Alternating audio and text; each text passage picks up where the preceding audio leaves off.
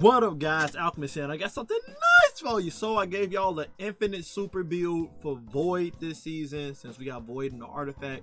So of course I wanted to spin the block and give y'all the infinite super build for Arc. Now it's not as potent as the Void one I made because we was on Prismatic for the Void one.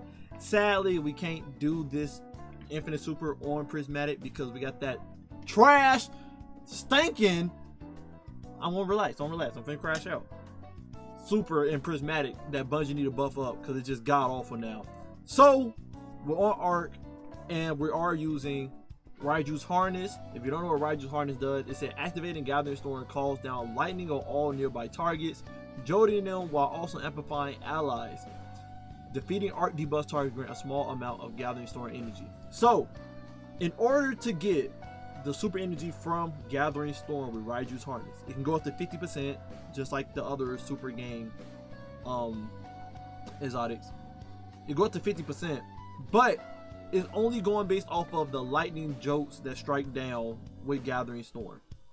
So you want to pop this super near a group of enemies so that they get struck by the lightning strikes so that you can get that 50% back.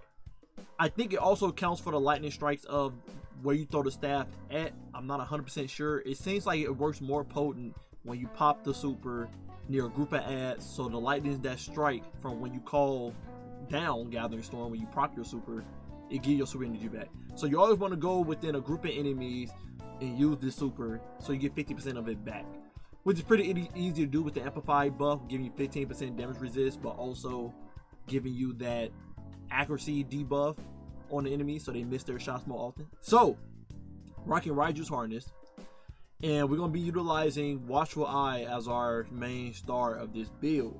Y'all already know if you watched my other videos, but if you haven't, we're going to redo it anyway. We're rocking Power Resolve with this so that it can stun Unstoppables as well, and we got Rolling Storm on our Watchful Eye with Field Prep, so we got a lot of ammo for this weapon. So we just basically run this machine gun like it's a primary, right? Which you're gonna see inside the Lost Sector. I don't even think I ran out of ammo while doing the Lost Sector. In the artifact, there are key artifacts you have to run for this build. So we're using machine guns as our primary. You want to use Hold the Line so that you get your health back when you are killing people with machine guns. Just a bonus, you know. But you want to run Dielectric so you do arc debuff kills. You get bolt charges, and then we're here for the second buff, which is killing arc debuff target spawn or overpower. We want them over to power so we get our super back quicker. We're running Photonic Flare. This is essential. So when you defeat exhausted or severed target, it does an arc explosion. We're running that with Overload machine gun so that we can do that. So every kill we get with our Watchful Eye, it blinds the targets. But this also goes in tangent with Elemental Supercharger, where if we kill enemies with the machine gun, because it's also an Overload machine gun, we'll get super energy because the machine gun matches our super. Arc machine gun, arc super, we get bonus super energy from using this. And then of course we got flashover on, so our bolt charge do more damage. We got on Dreadful Finisher just so we do finisher the champion, we get special ammo. But yeah, if you're not worried about a double special ammo build, you can definitely put on like Horror Shuttle if you're rocking a strand weapon, or Malign Harvest if you're rocking a void weapon. The last slot you just need Element Supercharger on. The second one is up to you. It can be Particle Construction if you're using a fusion rifle. It can be Heavy Ordnance Regeneration since you use your machine gun as your primary weapon here. Or it can be Defibrillating Blast if you're fighting a lot of champions and harder in content. I wanted Defibrillating Blast because it's just too good of a goddamn perk. But yeah, all of those is okay in this build. Rocking Tina just to deal with champions, but again, you can rock a strand weapon to utilize the Horror Shuttle and the Unraveling Orbs in your kit. And then we're rocking Delicate Tomb as our fusion rifle because it does jolt, and it's just very strong this season. Just a very strong fusion rifle, taking out enemies quick and stuff. So we're rocking Delicate Tomb to jolt and just do a lot of damage. You see I got a lot of kills with this weapon. I love this weapon from this season, right? Well, we're rocking our build, of course, Gathering Storm for Raiju's Harness. That's one thing you can use. We're rocking Gambler's Dodge to go with our Ascension. So whenever we pop Ascension to get amplified and jolt enemies near us, we'll also be getting our melee back for Tempest Strike. Tempest Strike, we got on for two reasons. So when we defeat jolted targets, we get bolt charges, but also Tempest Strike do a lot of damage to jolt targets whoever it hit. and you get 75% damage reduction for 4 seconds whenever you pop Tempest Strike. So this goes in tangent with Raiju Harness, because Raiju Harness, you get more super energy from killing enemies that are jolted. So you want to jolt as many enemies as possible in this build to get bonus super energy while killing with the machine gun to double dip into that super energy. You see the loop here?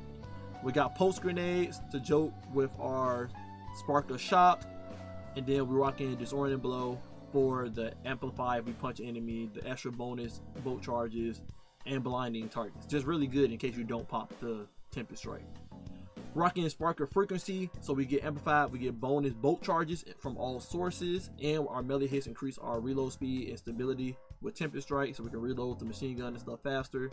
Rocking Spark of Discharge, so when we get Ion of Traces, we get bolt charges, and Art Final Blows give us Ion of Traces, so we get our abilities uptime up quicker, and then also goes into Delicate Tune for the jolt shot that Delicate Tune has.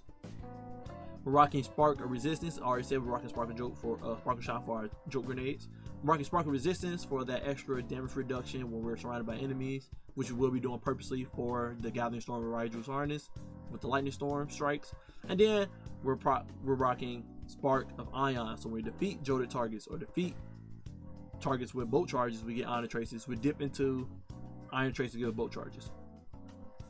The mods we're rocking 2 Harmonic Siphons so that we get bonus super energy from the orbs of light, orbs of power that we create with the machine guns and stuff to double dip into getting our super back quicker. And we're rocking Heavy Ammo Finder. You 100% can take off Heavy Ammo Finder if you feel like heavy ammo is already good for you. You can 100% take off Heavy Ammo Finder and put on what's the mod called? Golly. Not Firepower, the melee one. You can definitely put on Hands On to get your super back even quicker. And I probably would recommend that. I probably would say put on Hands On, because I don't think you need Heavy Ammo Finder, to be honest. So you could go Hands On, so you get the melee kills with Tempest Strike, you get your super back quicker. Remember, this is a super build. I wouldn't say use this in harder end content, but it's possible to use this in harder end content. I'm not gonna act like it's not. I got Impact Induction on, so when we do power melee damage, we get grenade cooldown. I got the one where you do melee damage, you get your class ability back quicker. And then I got the one on where you get grenade damage, you get your class ability quicker. You could change these around if you want to go for super energy even more. You can change this to the mods where when you do grenade kills, you get orbs of light, and when you do melee kills. Heavy-handed would be very well, you don't be spamming Tempest Strike. So you can go with heavy-handed more, so you get more orbs out there. And you can also go with the grenade one as well, where Firepower, there go Firepower. I mean Acid in the helmet to get super energy. Firepower for the orbs.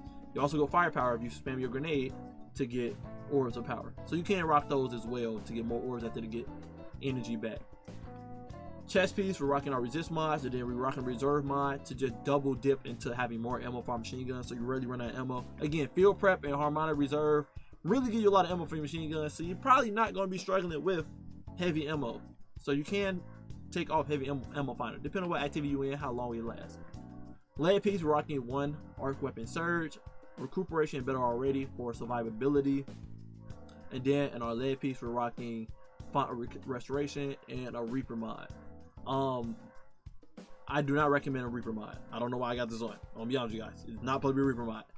It's supposed to be freaking special ammo finisher. Where is it? It's supposed to be special ammo finisher and proximity ward, so you can get a stronger finisher move off. If you're wondering why we're rocking font restoration, hunters, we usually die because we have little recovery. I'm gonna say this in every video, so just get into hunters' thick head.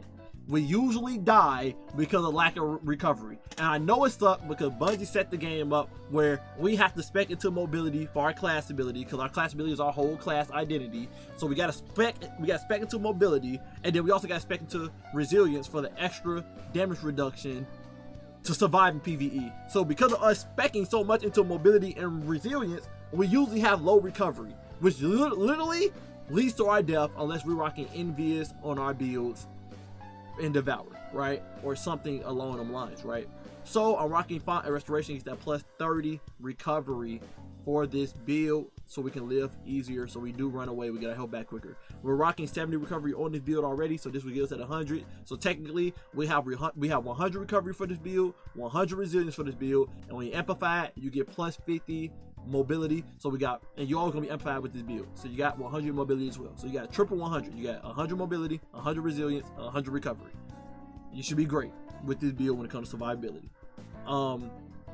I didn't expect too much into discipline and strength because we're gonna be getting a lot of ionic traces. Our class ability with Ascension gonna give us our melee back, so I don't care for strength that much. We're gonna be getting our shade step back very quick because of mobility being at 100. So that gives us our melee back quick, and then discipline is just discipline. Ion traces is gonna just pour into that. You can get your pulse grenades back at a decent rate. You also got 100 intellect on this build as well, because when you throw on your tonic, your shrapnel, voice shrapnel tonic, it gives you plus 50 intellect. So technically this build actually has 100 mobility, 100 resilience, 100 recovery, and 100 intellect.